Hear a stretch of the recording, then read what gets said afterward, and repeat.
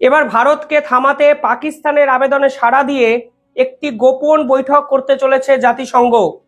এরকমই এক বিস্ফোরক খবর আজকে এসছে, যেখানে বলা হচ্ছে ইউএনএসসি, ভালো করে শুনবেন বুঝতে পারবেন কেন এই খবরটা ভারতের দৃষ্টিকোণ থেকে অত্যন্ত তাৎপর্যপূর্ণ।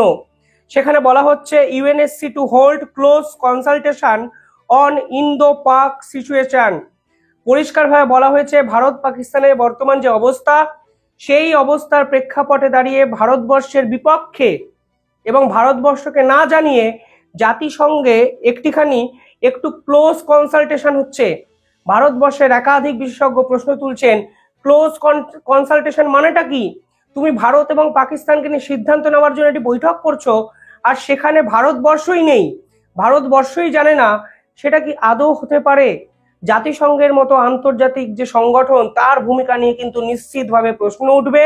অলরেডি এই মিটিং চলছে বলে একটি বিতর্কের আভাস আন্তর্জাতিক স্তরে কিন্তু পাওয়া গেছে এবং সেই খবর কিন্তু প্রকাশিত হয়েছে। কেন চাইছে পাকিস্তান? পাকিস্তান এক্সপেক্ট করছে বা পাকিস্তান ভাবছে ভারতবর্ষ যে কোনো মুহূর্তে তাদের উপর অ্যাটাক করতে পারে, এবং তাদের কাছে নাকি খবর আছে ভারতবর্ষ লাহোরকে টার্গেট করছে। পিওকের পাশাপাশি লাহোর নাকি পাকিস্তান থেকে ভারতের দিকে যেতে পারে যদি ভারত অ্যাটাক করতে পারে। এক্ষেত্রে 60 বছর আগের একটি কথা আপনাদের মনে করিয়ে দিতে চাই। 60 বছর আগেও কিন্তু ভারতের সঙ্গে লাহোরটা যুক্ত হতো, কিন্তু কোনো না কোনো ভাবে জাতিসংঘ সে সময়ও অত্যন্ত গুরুত্বপূর্ণ একটা ভূমিকা পালন করে এবং পাকিস্তানের সঙ্গ নিয়ে জাতিসংঘ কিন্তু লাহোরকে পাকিস্তানের সঙ্গে নিয়ে যায়। আমি একটু নিউজ পেপারের হেডিং দেখাতে পারি, সেখানে দেখুন পরিষ্কার বলা হয়েছে Lahore would have been also captured by Indian, how Pakistan was saved. অর্থাৎ 60 বছর আগেও জাতিসংঘ কিন্তু পাকিস্তানকে বাঁচিয়ে দিয়েছিল, না হলে কিন্তু লাহোর আজকে ভারতের অংশ হতো। তবে যাই হোক, ইতিহাস বর্তমানেও ফিরে আসতে পারে, এই রকম একটা ধারণা পাকিস্তানের পক্ষ থেকে করা হয়েছে। এবং পাকিস্তান কি করেছে জানেন?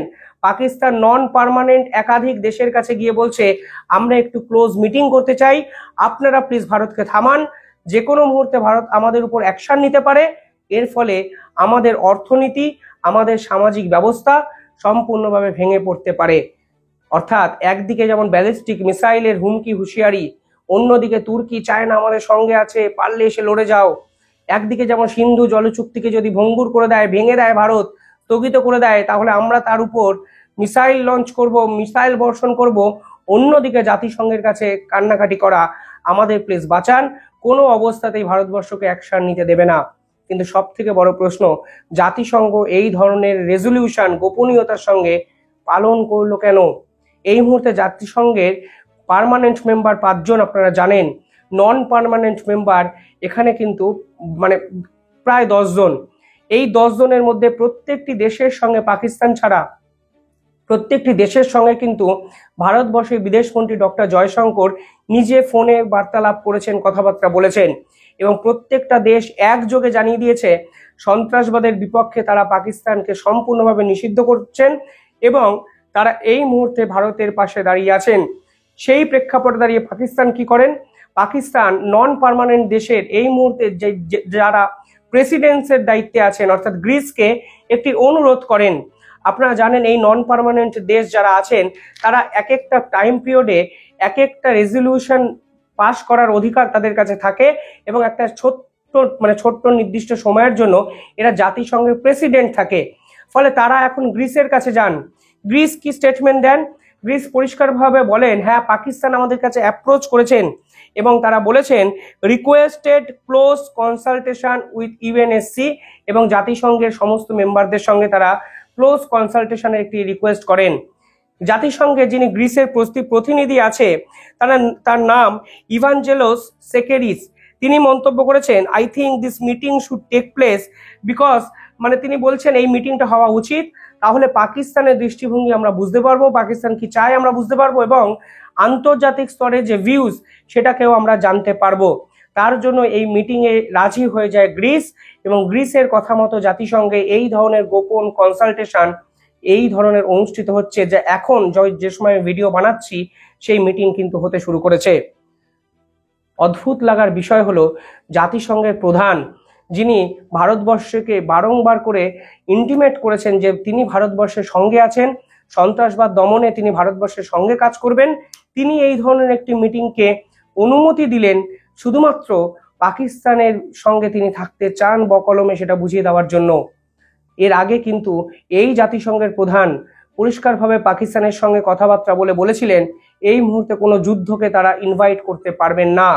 আর পাল্টা জয়শঙ্করের পক্ষ থেকে অ্যাকশন স্টেপ নিয়েছিলেন তারা, যেখানে কাশ্মীরে জাতিসংঘের যে অফিস ছিল সেই অফিস কিন্তু বন্ধ করে দেওয়ার জন্য উদ্যোগী হয়ে যায় ভারত। ভারত পরিষ্কার করে বলেন, আপনারা কাশ্মীরে কিসের জন্য অফিসটাকে বাঁচিয়ে রেখেছেন? আপনাদের কাজ হলো দুই দেশের মধ্যে আন্তর্জাতিক চুক্তিগুলো সব দেশ মান্যতা দিচ্ছে নাকি সেটি দেখা, এলওসি অঞ্চলে সিজফায়ার ভায়োলেশন হচ্ছে নাকি সেটা দেখা, এই পার্টিকুলার জায়গায় টেরোরিজম অ্যাক্টিভিটি হচ্ছে নাকি সেটাকে দেখা, এবং যদি কেউ টেরোরিজম অ্যাক্টিভিটি করে তাহলে আপনারা মূল জায়গায় গিয়ে এর বিপক্ষে কথা বলবেন। এই তো জাতিসংঘের কাজ ছিল। দিনের পর দিন কাশ্মীরে আপনারা অফিস করে রেখেছেন, অথচ পাকিস্তান দিনের পর দিন ভারতবর্ষকে অশান্ত করার চেষ্টা করেছে। এই জিনিস তো হতে পারে না।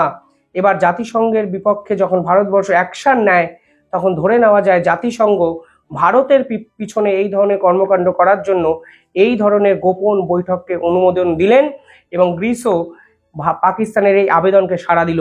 কিন্তু এরা জানে না এই মুহূর্তে আন্তর্জাতিক যদি জিওগ্রাফিক্যাল পলিসিগুলো আপনারা দেখেন তাহলে দেখবেন এই গ্রিস হলো তুরস্কের অন্যতম শত্রু প্রতিবেশী দেশ। ভারত এবং পাকিস্তানের মধ্যে যেমন সম্পর্ক, গ্রিস এবং তুরস্কের সঙ্গেও কিন্তু সেই রকমই সম্পর্ক। তুরস্ক এখন পাকিস্তানকে সাপোর্ট করছে অস্ত্র দিয়ে। তুরস্ক আন্তর্জাতিক স্তরে বুঝিয়ে দিয়েছে তারা মুসলমান ব্রাদারহুডকে সম্মান করে পাকিস্তানের পাশে এসে দাঁড়াবেন। এমনকি পাকিস্তানে তারা একটি ওয়ারশিপকেও পাঠিয়ে দিয়েছেন। এর আগে তারা C-130 মিসাইল ক্যারিয়ারকে পাঠিয়েছিলেন পাকিস্তানে। অর্থাৎ তুরস্ক এখানে ওপেনলি যখন পাকিস্তানকে সাপোর্ট করেন তখন গ্রিস কোনো ক্ষেত্রেই পাকিস্তানের দিকে যাবে না, তা কিন্তু একটা বোঝার মতো ক্ষমতা হয়তো অনেকেরই আছেন। আর আছেন বলেই জয়শঙ্কর, ভারতের বিদেশমন্ত্রী ডক্টর জয়শঙ্কর সরাসরি গ্রিসের প্রেসিডেন্টের সঙ্গে কথাবার্তা বলেন ফোনে, এবং গ্রিস পরিষ্কারভাবে টুইট করে জানায় তারা সন্ত্রাসবাদের শেষ দেখতে চায় এবং পাকিস্তানকে তারা সমর্থন করবে না। হয়তো নিয়মের বাধানুবাদে গ্রিস এই মিটিংটি অ্যারেঞ্জ করতে রাজি হয়, কিন্তু পুরো বিষয়টির পিছনে যে জাতিসংঘের প্রত্যক্ষ মদত আছে তা পরিষ্কারভাবে বোঝা যায়।